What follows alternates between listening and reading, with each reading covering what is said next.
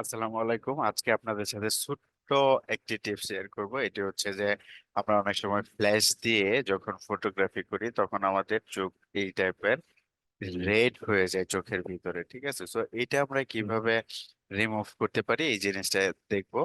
So এটার জন্য আমাদের ফটোশপের সুন্দর একটি পাবো, আমরা সুন্দর একটি বাই ডিফল্ট একটি টুলস আছে, যে টুলস এর মাধ্যমে আমরা খুব সহজেই এটি রিমুভ করতে পারি। সো কিভাবে রিমুভ করতে পারি, এটা হচ্ছে যে এই জায়গাটাতে যদি আমি আসি, রেড আই টুল, ঠিক আছে? সো রেড আই টুলস, এটাতে যদি আমি ক্লিক করে দেই, ক্লিক করে দেন এরকম চোখের মতো একটি টুলস আমরা দেখতে পাবো। এই টুলসটা দিয়ে জাস্ট এই টোটাল রেডটাকে, এই টোটাল আইটাকে আমি এইভাবে করে ট্র্যাক করে ছেড়ে দেব।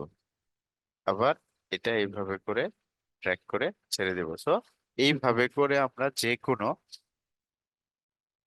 টাইপের ইমেজ থেকে এরকম রেড, যদি চোখের মধ্যে রেড রে চলে আসে ফ্ল্যাশ ইউজ করার কারণে, তখন আমরা খুব সহজেই রিমুভ করতে পারি। সো আজকে এই পর্যন্তই।